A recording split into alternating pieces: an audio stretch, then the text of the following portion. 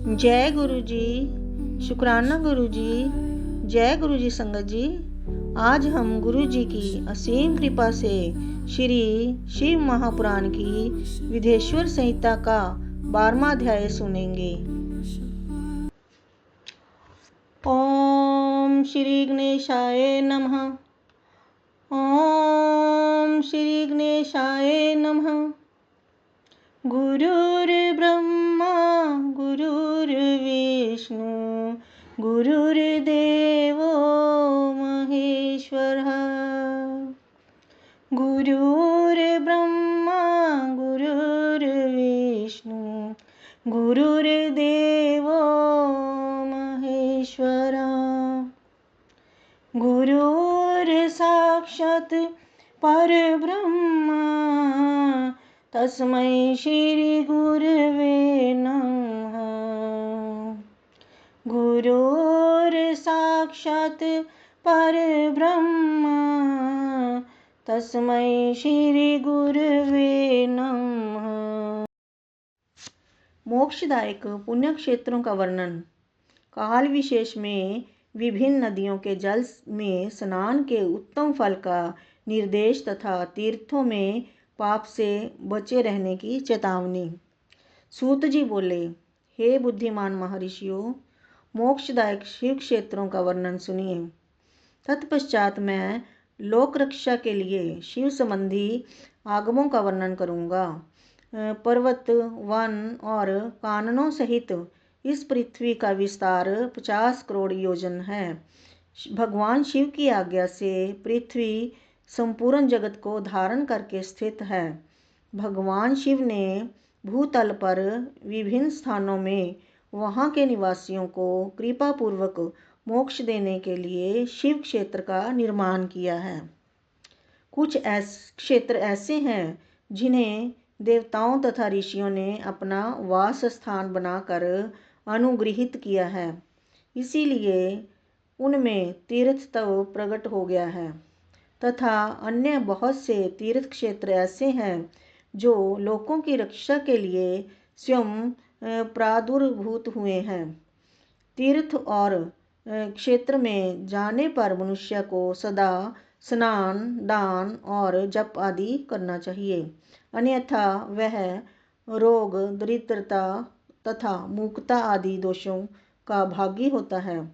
जो मनुष्य इस भारतवर्ष के भीतर स्वयंभू तीर्थों में वास करके मरता है, उसे पुनः मनुष्य योनि ही प्राप्त होती है।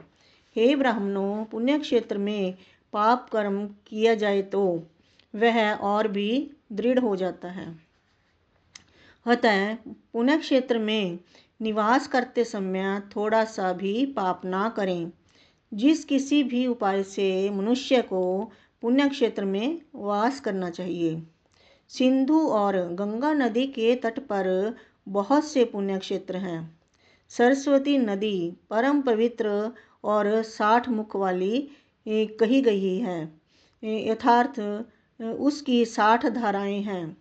जो विद्वान पुरुष सरस्वती की उन धाराओं के तट पर निवास करता है, वह क्रमशः ब्रह्मपद को पा लेता है।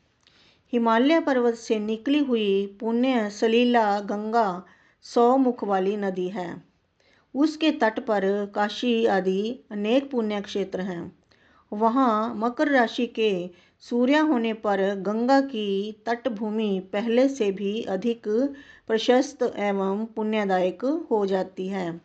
सोनभद्र नद की 10 धाराएं हैं। वह बृहस्पति के मकर राशि में आने पर अत्यंत पवित्र तथा अभीष्ट फल देने वाला हो जाता है। उस समय वहाँ स्नान और उपवास करने से विनायक पद की प्राप्ति होती है। पुण्य सलीला महानदी नर्मदा के 24 मुख हैं। उसमें स्नान तथा उसके तट पर निवास करने से मनुष्य को वैष्णव पद की प्राप्ति होती है। तमसा नदी के 12 तथा रेवा के 10 मुख हैं। परम पुण्यमयी गोदावरी के 21 मुख बताए गए हैं।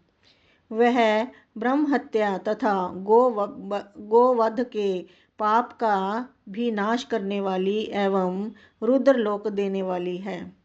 कृष्णवेणी नदी का जल बड़ा पवित्र है। वह नदी समस्त पापों का नाश करने वाली है।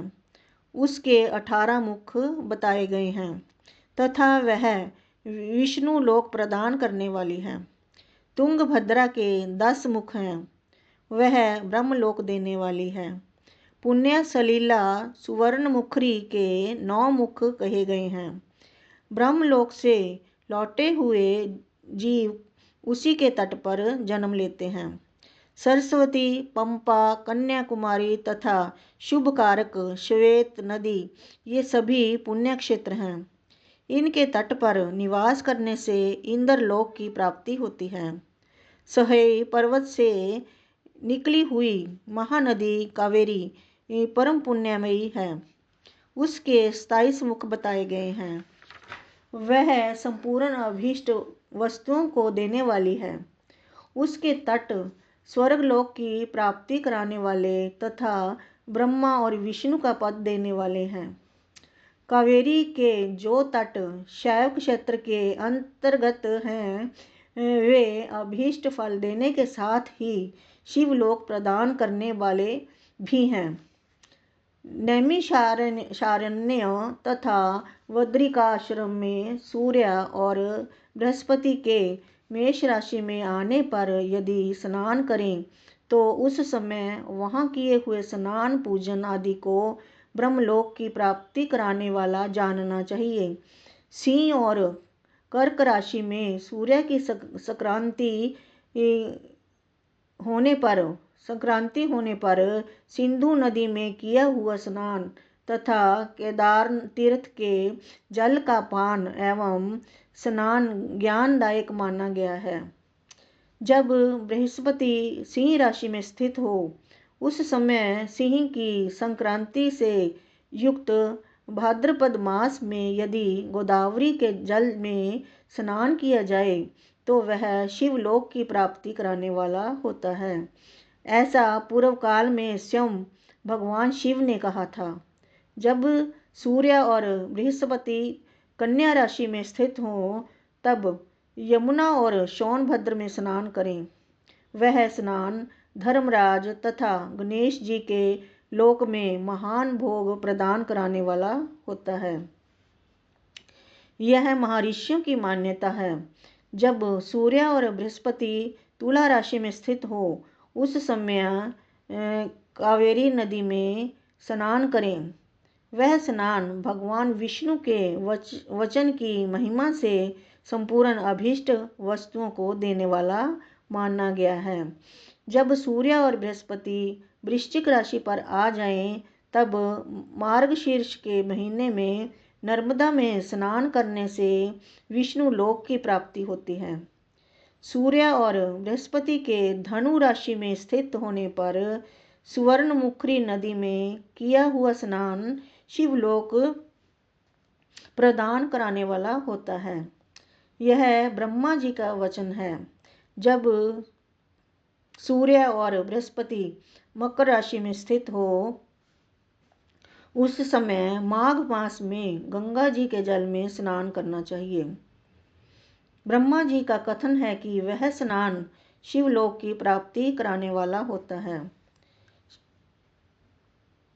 शिवलोक के पश्चात ब्रह्मा और विष्णु के स्थानों में सुख भोग कर अंत में मनुष्य को ज्ञान की प्राप्ति हो जाती है। माघ मास में तथा सूर्य के कुंभ राशि में स्थित होने पर फागुन मास में गंगा जी के तट पर किया हुआ श्राद्ध, पिंडदान तथा तिलोदक दान पिता और नाना दोनों कुलों के पितरों की अनेकों पीढ़ियों का उद्धार करने वाला माना गया है। सूर्य और बृहस्पति जब मीन राशि में स्थित हों तब कृष्णवेणी नदी में किए गए स्नान की ऋषियों ने प्रशंसा की है। उन महीनों में पूर्वोक्त तीर्थों में किया हुआ स्नान इंद्र पद की प्राप्ति कराने वाला होता है। विद्वान पुरुष गंगा अथवा कावेरी नदी का आश्रय लेकर तीर्थवास करें। ऐसा करने से उस समय में किए हुए पाप का निश्चय ही नाश हो जाता है। रुद्रलोक प्रदान करने वाले बहुत से क्षेत्र हैं। ताम्रपर्णी और वेगवती ये दोनों नदियाँ ब्रह्मलोक की प्राप्ति रूप फल देने वाली हैं।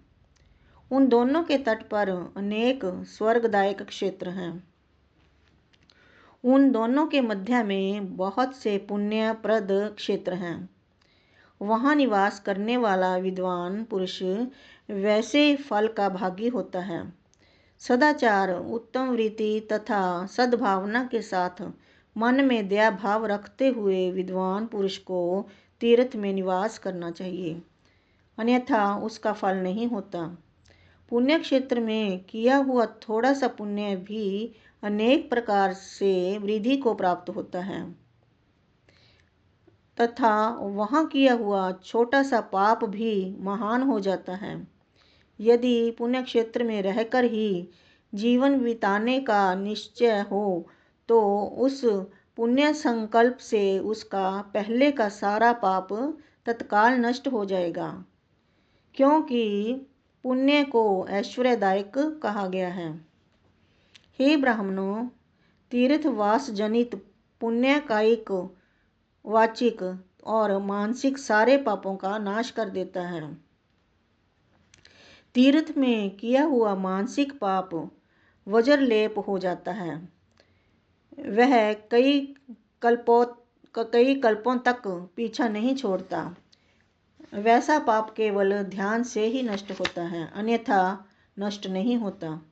वाचिक पाप जप से तथा कायिक पाप शरीर को सुखाने जैसे कठोर तप से नष्ट होता है।